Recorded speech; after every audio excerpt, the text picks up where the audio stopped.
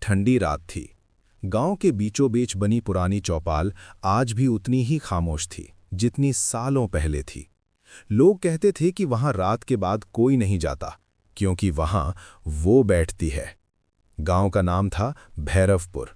दिन में ये गांव जितना साधारण लगता था, रात होते ही उतना ही डरावना हो जाता था। खासकर चौपाल, जहां कभी बुजुर्ग बैठकर फैसले किया करते थे। रवि, जो शहर से अपने दादा के घर आया था, इन सब बातों पर विश्वास नहीं करता था। उसे ये सब सिर्फ गांव वालों की अंधविश्वास भरी कहानियां लगती थीं। एक रात खाना खाते समय उसने दादा से पूछा, दादा, ये चौपाल वाली आत्मा की कहानी सच है क्या? दादा का चेहरा अचानक गंभीर हो गया। उन्होंने धीरे से कहा, बेटा, कुछ बातें जानना ही बेहतर नहीं होता। रवि मुस्कुराया, मैं तो आज रात जाकर देखूंगा। दादा ने उसका हाथ पकड़ लिया। नहीं, वहां मत जाना। जिसने भी कोशिश की वो कभी पहले जैसा नहीं लौटा। लेकिन रवि जिद्दी था। आधी रात, जब पूरा गांव सो चुका था, रवि चुपके से उठकर चौपाल की ओर चल पड़ा। रास्ता सुनसान था। पेड़ों की परछाइयां अजीब आकृतियां बना रही थीं। जैसे ही वो चौपाल के पास पहुंचा, उसे हल्की हल्की फुसफुसाहट सुनाई देने लगी। कौन है? रवि ने आवाज लगाई।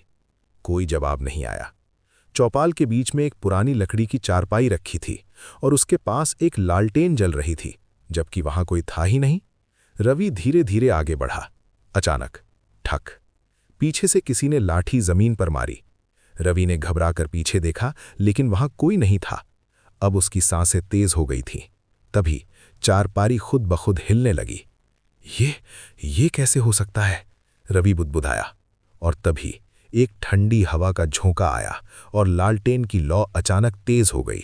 उस रोशनी में रवि ने देखा, चारपाई पर कोई बैठा था। एक बूढ़ा आदमी, सफेद कपड़े, झुका हुआ शरीर, लेकिन चेहरा दिखाई नहीं दे रहा था। रवि डर के मारे वहीं जम गया। कौन हो तुम?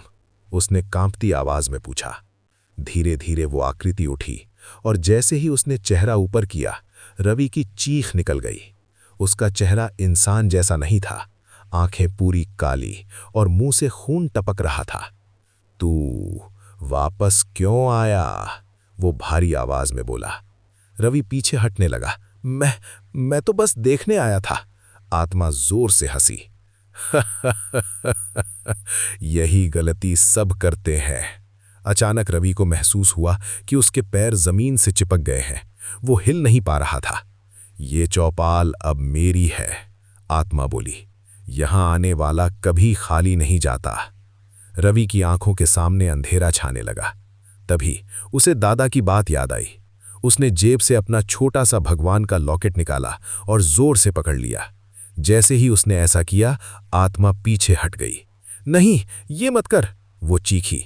रवि ने पूरी ताकत से खुद को छुड़ाया और भागने लगा। लेकिन तभी चौपाल के चारों ओर अचानक और भी परछाइयां उभर आईं। अब वो अकेली आत्मा नहीं थी। दर्जनों आंखें उसे घूर रही थीं। रवि पूरी ताकत से दौड़ा।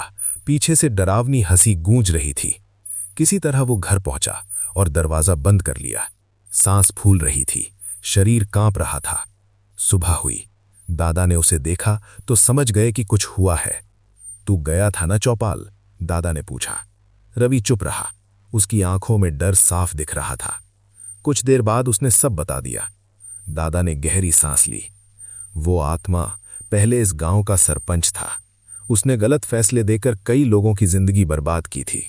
जब उसकी मौत हुई तो उसकी आत्मा को शांति नहीं मिली, और अब वो हर उस इंसान को सजा देती है जो चौपाल की मर्यादा तोड़ता है। रवि ने कांपते हुए पूछा, क्या वो फिर आएगी? दादा ने धीमे से कहा, अगर उसने तुझे पहचान लिया है तो वो तुझे छोड़ने वाली नहीं है।